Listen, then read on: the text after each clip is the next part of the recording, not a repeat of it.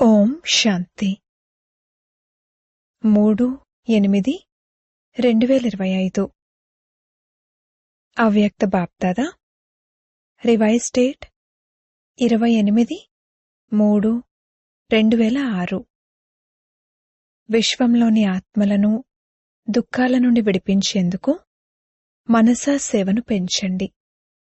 సంపన్నంగా మరియు సంపూర్ణంగా అవ్వండి.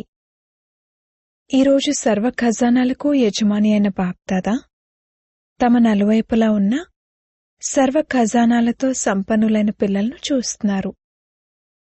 బాప్దాదా పిల్లలు ప్రతి ఒక్కరిని సర్వ ఖజానాలకు యజమానిగా తయారు చేశారు. ఇచ్చేవారు ఒక్కరే మరియు వారు అందరికీ ఒకే విధంగా సర్వ ఖజానాలను ఇచ్చారు. కొందరికి తక్కువ, కొందరికి ఎక్కువ ఇవ్వలేదు. ఎందుకని? బాబా తరగని ఖజానాలకు యజమాని. అది అనంతమైన ఖజానా. కనుక పిల్లలు ప్రతి ఒక్కరూ తరగని ఖజానాలకు యజమానులు. బాప్దాదా పిల్లలందరికీ ఒకే విధంగా సమానంగా ఇచ్చారు. కాని ధారణ చేసేవారిలో కొందరు సర్వ ఖజానాలను ధారణ చేసేవారైతే, కొందరు యథాశక్తితో ధారణ చేసేవారు, కొందరు నంబర్ 1 అయితే, కొందరు నంబర్ వారుగా ఉన్నారు. ఎవరు ఎంతగా ధారణ చేశారో అంతగా వారి ముఖం నుండి, నయనాల నుండి ఖజానాల నష స్పష్టంగా కనిపిస్తుంది. ఖజానాలతో నిండుగా ఉన్న ఆత్మ ముఖం ద్వారా, నయనాల ద్వారా నిండుగా కనిపిస్తుంది. ఏ విధంగా స్థూల ఖజానాను ప్రాప్తి చేసుకునే ఆత్మ యొక్క నడవడిక ద్వారా, ముఖం ద్వారా ఆ నష కనిపిస్తుందో, అలా ఈ అవినాశి ఖజానాల నష, సంతోషము స్పష్టంగా కనిపిస్తుంది. సంపన్నత యొక్క నష నిశ్చింత చక్రవర్తులుగా తయారు చేస్తుంది. ఎక్కడైతే ఈశ్వర్య నష ఉంటుందో అక్కడ చింత ఉండదు. నిశ్చింత చక్రవర్తులుగా, నిశ్చింతపురికి చక్రవర్తులుగా అవుతారు. మరి మీరందరూ ఈశ్వర్య సంపన్నత ఖజానాలు కల నిశ్చింత చక్రవర్తులే కదా. మీరు నిశ్చింతపురికి చక్రవర్తులు. ఏదైనా చింత ఉందా? ఏదైనా దుఃఖం ఉందా? ఏమవుతుందో, ఎలా అవుతుందో అన్నదాని చింత కూడా ఉండకూడదు. త్రికాలదర్శి స్థితిలో ఉండేవారికి ఏదైతే జరుగుతూ ఉందో అది మంచిది, ఏదైతే జరగబోయేదుందో అది ఇంకా మంచిది అన్న విషయం తెలుసు. ఎందుకని? మీరు సర్వశక్తివంతుడైన బాబాకు సహచరులు. వారితో పాటు ఉండేవారు. బాప్దాదా సదా మా హృదయంలో ఉంటారు మరియు మేము సదా బాబా హృదయ సింహాసనంపై ఉంటాము అని ప్రతి ఒక్కరికి నష ఉంది, శుద్ధ గర్వం ఉంది. ఇటువంటి నష ఉంది కదా. ఎవరైతే హృదయ సింహాసనాధికారులో వారి సంకల్పంలో కాదు కదా, కనీసం స్వప్నంలో కూడా దుఃఖపు అలా అంశ మాత్రంగా కూడా రాదు. ఎందుకని? వారు సర్వ ఖజానాలతో నిండుగా ఉంటారు. నిండుగా ఉన్న వస్తువులో అలజడి కలగదు కదా. నలువైపులా ఉన్న పిల్లల యొక్క సంపన్నతను చూస్తున్నారు. బాప్దాదా ప్రతి ఒక్కరి జమా ఖాతాను చెక్ చేశారు. ఖజానాలైతే తరగనంతగా లభించాయి. కానీ లభించిన ఆ ఖజానాలను కార్యంలో పెడుతూ ఖాళీ చేసేశారా? లేక లభించిన ఆ ఖజానాలను కార్యంలో కూడా పెట్టారు మరియు పెంచారు కూడానా? ప్రతి ఒక్కరి ఖాతాలో ఎంత శాతం జమ అయింది? ఎందుకంటే ఈ ఖజానాలు కేవలం ఇప్పుడు ఈ సమయం కొరకే కాదు. ఈ ఖజానాలు భవిష్యత్తులో కూడా మీతో పాటు వస్తాయి. జమ అయినదే మీతో పాటు వస్తుంది. కావున శాతం చూస్తున్నారు. ఏం చూశారు? సేవనైతే పిల్లలందరూ తమ తమ యోగమనుసారంగా, తమ తమ శక్తి అనుసారంగా చేస్తున్నారు. కానీ సేవా ఫలం జమ అవ్వటంలో తేడా వచ్చేస్తుంది. కొంతమంది పిల్లల జమా ఖాతాను చూశారు. వారు సేవనైతే చాలానే చేస్తారు. కానీ సేవ చేసినందుకు ఫలం జమ అయిందా లేదా అన్నదాని గుర్తులేముంటాయి? సేవ ఏదైనా కాని, అది మనసా సేవ అయినా, వాచా సేవ అయినా, కర్మణా సేవ అయినా, మూడింటిలోనూ 100% మార్కులుంటాయి. మూడింటిలోనూ 100% ఉంటాయి. సేవనైతే చేశారు. కాని ఒకవేళ సేవ చేసే సమయంలో లేక సేవ చేసిన తర్వాత స్వయం తమ మనసులో స్వయంతో సంతుష్టంగా ఉన్నారా? అలాగే ఎవరి సేవైతే చేశారో వారు, అలాగే ఎవరైతే సేవలో సహచరులుగా అవుతారో వారు, లేక సేవ చేసేవారిని చూసినవారు విన్నవారు, వారంతా కూడా సంతుష్టంగా ఉన్నారంటే జమ అయినట్లుగా భావించండి. స్వయం యొక్క సంతుష్టత, సర్వుల సంతుష్టత లేనట్లయితే జమ అయిన దాని శాతం తక్కువైపోతుంది. యథార్థ సేవ యొక్క విధి ఏమిటి అనేది ఇంతకు ముందు కూడా చెప్పాము. 3 విషయాలు విధిపూర్వకంగా ఉన్నట్లయితే జమ అవుతుంది. అదేమిటో వినిపించాం కదా. 1 నిమిత్త భావం, 2 నిర్మాణ భావన, 3 నిర్మల స్వభావం, నిర్మల వాణి. భావం, భావన మరియు స్వభావం మాటలు. ఒకవేళ ఈ 3 విషయాలలో ఏ ఒక్కటైనా తక్కువగా ఉన్నట్లయితే, 1 ఉండి 2 లేకపోయినా, 2 ఉండి 1 లేకపోయినా కూడా ఆ లోటు జమా శాతాన్ని తగ్గించేస్తుంది. కావున 4 సబ్జెక్టులలోనూ మిమ్మల్ని మీరు చెక్ చేసుకోండి. 4 సబ్జెక్టులలోనూ మా ఖాతా జమ అయిందా? ఎందుకని? బాప్దాదా చూశారు, భావం, భావన, స్వభావం, మాటలు అనే ఈ 4 విషయాలను ఏవైతే వినిపించామో వాటి అనుసారంగా చూస్తే చాలామంది పిల్లల సేవా సమాచారం చాలా ఎక్కువగా ఉంది, కానీ జమా ఖాతా తక్కువగా ఉంది. ప్రతి ఖజానాను చెక్ చేసుకోండి. జ్ఞాన ఖజానా అనగా ఏ సంకల్పాలు మరియు కర్మలైతే చేశారో అవి నాలెడ్జ్ఫుల్గా అయి చేశారా? అవి సాధారణంగా అయితే లేవు కదా. యోగం అనగా సర్వశక్తుల ఖజానా నిండుగా ఉండాలి. కనుక చెక్ చేసుకోండి. ప్రతిరోజు యొక్క దినచర్యలో ఏ సమయంలో ఏ శక్తి యొక్క అవసరం ఉందో ఆ సమయంలో ఆ శక్తి ఆర్డర్లో ఉందా? మాస్టర్ సర్వశక్తివాన్ అంటేనే యజమాని అని అర్థం.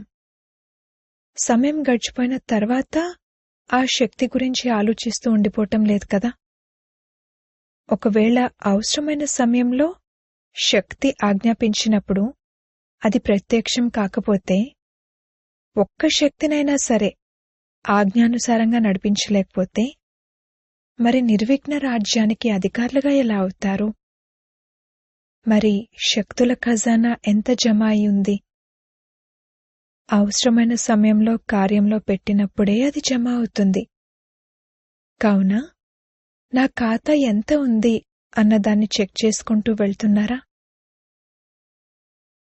ఎందుకంటే బాప్దాదాకు పిల్లలందరి పట్ల అతి ప్రేమ ఉంది. పిల్లలందరి జమా ఖాతా నిండుగా ఉండాలి అని బాప్దాదా ఇదే కోరుకుంటున్నారు. ధారణలో కూడా నిండుగా ఉండాలి. ధారణ ఉంది అన్నదానికి గుర్తేమిటంటే, ప్రతి కర్మ గుణ సంపన్నంగా ఉంటుంది. ఏ సమయంలో ఏ గుణం యొక్క అవసరం ఉంటుందో ఆ గుణం ముఖము నడవడికలో ఇమర్జ్ అయి కనిపించాలి. ఒకవేళ ఏ గుణంలోనైనా లోటు ఉంటే, ఉదాహరణకు కర్మ చేసే సమయంలో సరళతా గుణం అవసరం అనుకోండి, మధురత అవసరం అనుకోండి. అప్పుడు మాటలలో కర్మలలో ఒకవేళ సరళత మధురతకు బదులుగా కాస్త ఆవేశం వస్తే, లేక అలసట కారణంగా మాటలు మధురంగా లేకపోతే, ముఖం మధురంగా లేకపోతే, సీరియస్గా ఉంటే, అప్పుడు వారిని గుణ సంపన్నులు అని అనరు కదా. పరిస్థితులు ఎటువంటివైనా కాని నా గుణాలు ఏవైతే ఉన్నాయో ఆ గుణాలే ఎమర్జ్ అవ్వాలి. ప్రస్తుతం క్లుప్తంగా వినిపిస్తున్నాము. అలాగే సేవ. సేవలో సేవాదారుల యొక్క అన్నింటికంటే మంచి లక్షణం ఏమిటంటే స్వయం కూడా సదా తేలిగ్గా, లైట్గా మరియు సంతోషంగా కనిపించటం. సేవకు ఫలం సంతోషం. ఒకవేళ సేవ చేస్తున్నప్పుడు సంతోషం మాయమైపోతే సేవా ఖాతా జమ అవ్వదు. సేవ చేశారు, సమయాన్ని వెచ్చించారు, కష్టపడ్డారు అంటే అప్పుడు కొంచెం శాతంలో జమ అవుతుంది, వ్యర్థంగా పోదు. కాని ఎంత శాతం జమ అవ్వాలో అంత జమ అవ్వదు. అలాగే సంబంధ సంపర్కాలలో జమ అవడానికి గుర్తు ఆశీర్వాదాలు ప్రాప్తించటము. ఎవరి సంబంధ సంపర్కంలోకైతే వస్తారో వారి మనసు నుండి మీ కొరకు ఆశీర్వాదాలు వెలువడాలి. చాలా మంచివారు అని ఊరికే పై కనటం కాకుండా మనసు నుండి వెలువడాలి. మనస్ఫూర్తిగా ఆశీర్వాదాలు వెలువడాలి. ఆశీర్వాదాలు ప్రాప్తించినట్లయితే ఆశీర్వాదాలు లభించటం అనేది చాలా సహజ పురుషార్థానికి సాధనము. భాషణ చేయకపోయినా కానీ సరే, మన్సా సేవ కూడా అంత శక్తిశాలిగా లేదనుకోండి, కొత్త కొత్త ప్లాన్లు తయారు చేయడం రాదనుకోండి, ఏం పర్వాలేదు. అన్నిటికంటే సహజ పురుషార్థానికి సాధనం ఆశీర్వాదాలు తీసుకోండి, ఆశీర్వాదాలు ఇవ్వండి. ఇలా బాప్దాదా అనేక మంది పిల్లల మనసులోని సంకల్పాలను చదువుతారు. కొంతమంది పిల్లలు సమయం అనుసారంగా, పరిస్థితుల అనుసారంగా ఏమంటూ ఉంటారంటే, ఒకవేళ ఎవరైనా చెడు పని చేశారనుకోండి, అప్పుడు వారికి ఆశీర్వాదాలు ఎలా ఇవ్వాలి? వారిపైనైతే కోపం వస్తుంది కదా, వారికి ఆశీర్వాదాలు ఎలా ఇవ్వాలి? అంతేకాక క్రోధానికి పిల్లా పాపలు కూడా చాలా ఉంటాయి. సరే, అతను చెడు పని చేశారు, అతను చెడ్డవారు. అది చెడు పని చేశారు అని మీరు సరిగ్గానే అర్థం చేసుకున్నారు. మీరు మంచి నిర్ణయాన్ని తీసుకున్నారు, మంచిగా అర్థం చేసుకున్నారు. కాని ఒకటేమో అర్థం చేసుకోవటం, మరొకటి వారి చెడు పనులను, చెడు విషయాలను మీ మనసులో పెట్టుకోవటం. అర్థం చేసుకోవటానికి మరియు లోపల పెట్టుకోవటానికి తేడా ఉంది. ఒకవేళ మీరు తెలివైన వారైతే, తెలివైన వారు ఎక్కడైనా చెడు విషయాలను తన వద్ద పెట్టుకుంటారా? కాని అతను చెడ్డవారు అన్న విషయాన్ని మీ మనసులో పెట్టుకున్నారు అంటే మీరు చెడు వస్తువుని మీ వద్ద పెట్టుకున్నట్లు, దాన్ని సంభాళించినట్లు. అర్థం చేసుకోవటం వేరే విషయం, లోపల పెట్టుకోవటం వేరే విషయం. తెలివైన వారిగా అవ్వటం మంచిదే, అవ్వండి. కాని లోపల పెట్టుకోవద్దు. వీరున్నదే ఇలా అని అనుకున్నారంటే అది లోపల పెట్టుకున్నట్లు. ఇలా భావిస్తూ వ్యవహారంలోకి రావటమంటే అది తెలివైన పని కాదు. బాప్దాదా చెక్ చేశారు. ఇప్పుడు సమయం దానంతటది సమీపంగా రాదు, మీరు తీసుకురావాలి. కొందరేమని అడుగుతూ ఉంటారంటే, 10 సంవత్సరాలు పడుతుందా, 20 సంవత్సరాలు పడుతుందా, ఎంత సమయం పడుతుందో కాస్త సూచనైతే ఇవ్వండి కదా. బాబా పిల్లల్ని ప్రశ్నిస్తున్నారు. బాబానైతే చాలా ప్రశ్నలు అడుగుతూ ఉంటారు కదా. ఈరోజు బాబా పిల్లలను ప్రశ్నిస్తున్నారు, సమయాన్ని సమీపంగా తీసుకొచ్చేవారెవరు? డ్రామాయే, కాని నిమిత్తులెవరు?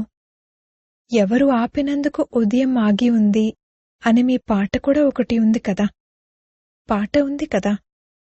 మరి ఆ ఉదయాన్ని తీసుకొచ్చేవారెవరు?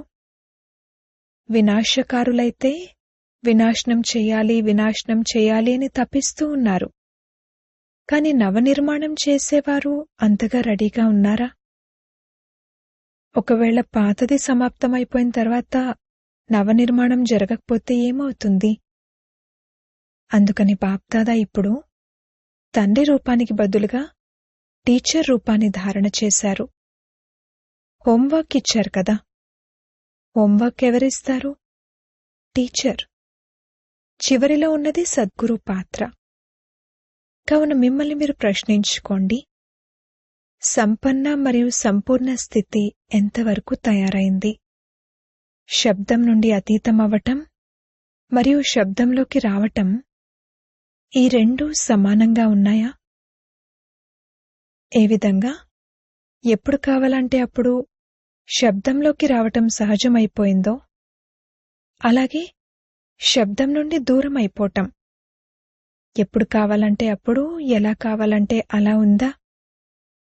క్షణంలో శబ్దంలోకి రావటం, క్షణంలో శబ్దం నుండి అతీతమైపోవటం అంత ప్రాక్టీస్ ఉందా? ఏ విధంగా శరీరం ద్వారా ఎప్పుడు కావాలంటే అప్పుడు, ఎక్కడికి కావాలంటే అక్కడికి రావటం పోవటం చేయగలరు కదా. అలాగే మనసు బుద్ధి ద్వారా ఎప్పుడు కావాలంటే అప్పుడు, ఎక్కడికి కావాలంటే అక్కడికి రావటం పోవటం చేయగలరా? ఎందుకంటే అంతిమంలో పాస్ మార్కులు ఎవరికి లభిస్తాయంటే, ఎవరైతే క్షణంలో ఏది కావాలంటే అది, ఎలా కావాలంటే అలా, ఏది ఆజ్ఞాపిస్తే అందులో సఫలురైపోవాలి. సైన్స్ వారు కూడా సహజంగా కూడా ఉండాలి మరియు తక్కువ సమయంలో అయిపోవాలి అని ఇదే ప్రయత్నం చేస్తూ ఉన్నారు. మరి అటువంటి స్థితి ఉందా? నిమిషాల వరకు వచ్చారా? క్షణాల వరకు వచ్చారా? ఎక్కడి వరకు వచ్చారు?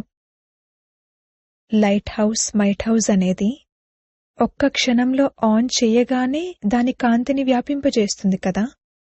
అలాగే మీరు క్షణంలో లైట్ హౌస్గా అయ్యి నలువైపులా లైట్ను వ్యాపింపజేయగలరా? ఈ స్థూల నేత్రాలు ఒక స్థానంలో కూర్చునే దూరం వరకు చూడగలవు కదా, వాటి దృష్టిని వ్యాపింపజేయగలవు కదా. అలాగే మీరు మూడవ నేత్రం ద్వారా ఒక స్థానంలో కూర్చునే వరదాత విధాతగా అయి నలువైపులా ఉన్నవారిని మీ దృష్టితో సంతృప్తిపరచగలరా? మిమ్మల్ని మీరు అన్ని విషయాల్లోనూ చెక్ చేసుకుంటున్నారా? మూడవ నేత్రం అంత శుభ్రంగా స్పష్టంగా ఉందా? అన్ని విషయాల్లోనూ ఒకవేళ కొంచెం బలహీనత ఉన్నా కానీ, దానికి కారణం ఇంతకు ముందు కూడా వినిపించాం కదా.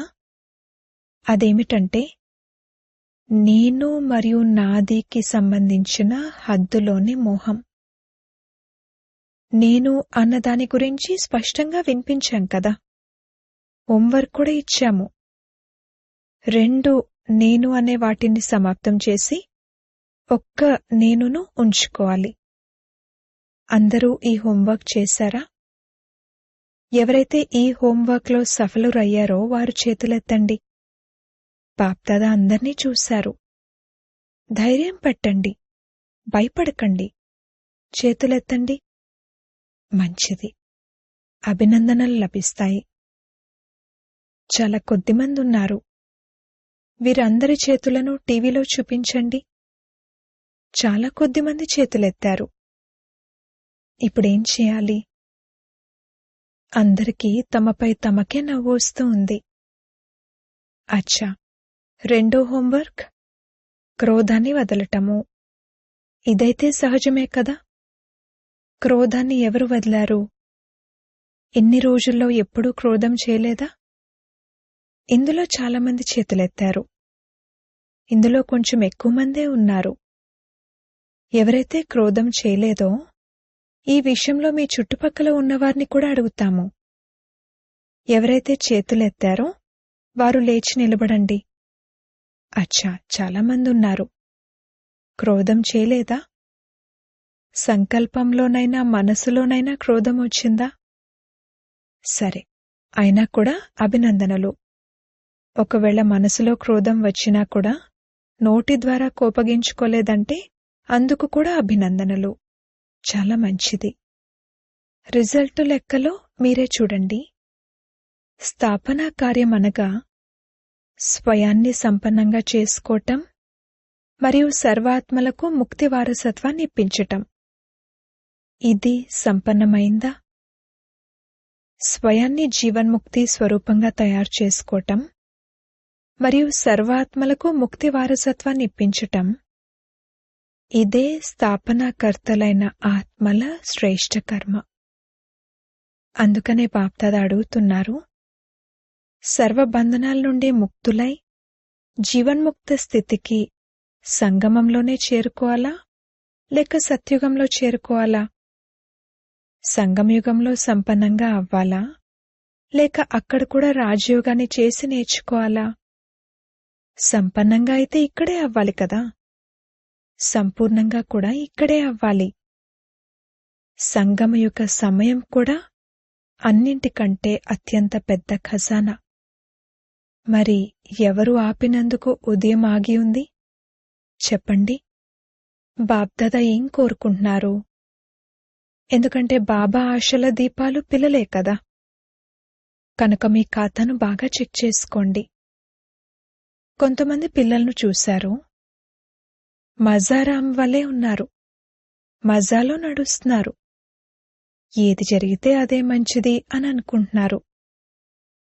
ఇప్పుడైతే బాగా ఆనందించండి, సత్యుగంలో ఎవరు చూస్తారు, ఎవరికి తెలుస్తుంది అని అనుకుంటున్నారు. కనుక జమా ఖాతాలో ఇటువంటి మజా లాల్ అనండి, మజా రామ్ అనండి, ఇటువంటి పిల్లలను కూడా చూశారు. సరే, ఆనందించండి. వారు ఇతరులకు కూడా చెప్తూ ఉంటారు, అరే ఏం చేసేదుంది, ఆనందించండి, తినండి, తాగండి, ఆనందాన్ని అనుభవించండి, ఆనందించండి. అప్పుడు బాబా కూడా అంటారు, సరే ఆనందించండి. ఒకవేళ కొంచెంలోనే సంతోషపడిపోయేవారైతే కొంచెంకే సంతోషపడిపోండి. వినాశీ సాధనాల ఆనందం అల్పకాలికంగా ఉంటుంది. సదాకాలం యొక్క ఆనందాన్ని వదిలి ఒకవేళ అల్పకాలికమైన సాధనాల ఆనందంలో ఉండాలనుకుంటే ఇక బాప్దాదా ఏమంటారు? సూచన ఇస్తారు. ఇంకేం చేస్తారు? ఎవరైనా వజ్రాల గని వద్దకు వెళ్లి 2 వజ్రాలు తీసుకుని వాటికే సంతోషపడిపోతే ఇక అటువంటి వారిని ఏమంటారు? అటువంటి వారిగా అవ్వకండి. అతీంద్రియ సుఖం యొక్క ఆనందాల ఊయలలో ఊగండి. అవినాశి ప్రాప్తుల ఊయల అనే ఆనందంలో ఊగండి. డ్రామాలో చూడండి, మాయ పాత్ర కూడా విచిత్రమైనది. ఈ సమయంలోనే ఎలాంటి సాధనాలు వెలువడ్డాయంటే అవి ఇంతకుముందు అసలు లేనే లేవు. కాని సాధనాలు లేకుండా కూడా ఎవరైతే సాధన చేశారో, సేవ చేశారో ఆ ఉదాహరణ మూర్తులు కూడా ఎదురుగా ఉన్నారు కదా. ఈ సాధనాలు ఇంతకుముందు ఉండేవా? కాని సేవ ఎంతగా జరిగింది. క్వాలిటీ వారైతే వెలువడ్డారు కదా, ఆది రత్నాలైతే తయారయ్యారు కదా. ఇది సాధనాల ఆకర్షణ. సాధనాలను ఉపయోగించటం తప్పు అని అనటం లేదు. కాని సాధనను మర్చిపోయి సాధనాలలో మునిగిపోవటం, దీనిని బాప్దాదా తప్పు అంటారు. సాధనాలు జీవితంలో ఎగిరే కళకు సాధనం కాదు, అవి ఆధారం కాదు. సాధనే ఆధారము. ఒకవేళ సాధనకు బదులుగా సాధనాలను ఆధారంగా చేసుకుంటే రిజల్ట్ ఎలా ఉంటుంది? సాధనాలు వినాశి అయినవి. రిజల్ట్ ఏముంటుంది? సాధన అవినాశి అయినది. దాని రిజల్ట్ ఏముంటుంది? అచ్చా, నలువైపులా ఉన్న పిల్లల యొక్క పురుషార్థం మరియు ప్రేమకు సంబంధించిన సమాచార ఉత్తరాలు బాప్దాదాకు అందాయి. బాప్దాదా పిల్లల ఉల్లాస ఉత్సాహాలను చూసి ఇది చేస్తాము, అది చేస్తాము అనే సమాచారం విని సంతోషిస్తున్నారు. ఇప్పుడు కేవలం ఏదైతే ధైర్యం పెట్టారో, ఉల్లాస ఉత్సాహాలున్నాయో వాటిపై పదే పదే అటెన్షన్ పెట్టి ప్రాక్టికల్లోకి తీసుకురండి. పిల్లలందరికీ ఇవే బాప్దాదా నుండి మనస్పూర్వకమైన ఆశీర్వాదాలు. సంకల్పాలు, మాటలు మరియు కర్మలలో సంబంధ సంపర్కాలలో సంపన్నంగా అయ్యే నలువైపులా ఉన్న శ్రేష్ఠాత్మలకు, సదా స్వదర్శనాన్ని చేసుకునే స్వదర్శన చక్రధారి పిల్లలకు సదా దృఢ సంకల్పం ద్వారా మాయాజీతులుగా అయి బాబా ముందు స్వయాన్ని ప్రత్యక్షం చేసుకునేవారికి మరియు విశ్వం ముందు బాబాను ప్రత్యక్షం చేసే పిల్లలకు, సర్వీసబుల్, నాలెడ్జ్ఫుల్, సక్సెస్ఫుల్ పిల్లలకు బాప్దాదాల ప్రియ స్మృతులు మరియు మనస్పూర్వకమైన పదమాల పదమాల రెట్ల ఆశీర్వాదాలు మరియు నమస్తే నమస్తే. వరదానము: సత్యమైన స్వచ్ఛమైన హృదయం ఆధారంగా నంబర్ 1 తీసుకునే హృదయాభిరామునికి ఇష్టమైన వారిగా కండి. హృదయాభిరాముడైన తండ్రికి సత్యమైన హృదయం కల పిల్లలంటేనే ఇష్టం. ప్రాపంచిక వివేకం లేకపోయినా కాని సత్యమైన స్వచ్ఛమైన హృదయం ఉండాలి. అప్పుడు నంబర్ 1 తీసుకుంటారు. ఎందుకంటే బాబా ఎంత గొప్ప వివేకాన్ని ఇస్తారంటే, రచయితను తెలుసుకోవడం ద్వారా రచన యొక్క ఆది మధ్యాంతాల జ్ఞానాన్ని తెలుసుకుంటారు. కావున సత్యమైన స్వచ్ఛమైన హృదయం ఆధారంగానే నంబర్ తయారవుతుంది, అంతేకాని సేవ ఆధారంగా కాదు. సత్యమైన హృదయంతో చేసే సేవ యొక్క ప్రభావం హృదయం వరకు చేరుకుంటుంది. వివేకవంతులు పేరు సంపాదిస్తారు మరియు హృదయం కలవారు ఆశీర్వాదాలు సంపాదిస్తారు. స్లోగన్: సర్వుల పట్ల శుభచింతన మరియు శుభకామన ఉంచడమే సత్యమైన పరోపకారము. అవ్యక్త సూచనలు: సహజ యోగిగా అవ్వాలంటే పరమాత్మ ప్రేమ యొక్క అనుభవజ్ఞులుగా అవ్వండి. ఏ పిల్లలైతే పరమాత్మ ప్రేమలో సదా లవలీనులై మైమర్చిపోయి ఉంటారో, వారి నష మరియు మెరుపు అనుభూతి కిరణాలు ఎంత శక్తిశాలిగా ఉంటాయంటే, ఏ సమస్య కూడా సమీపంగా రావటం కాదు కదా, కనీసం కన్నెత్తి కూడా చూడలేదు. వారికి ఎప్పుడూ ఏ రకమైన కష్టమూ కలగదు. ఓం శాంతి.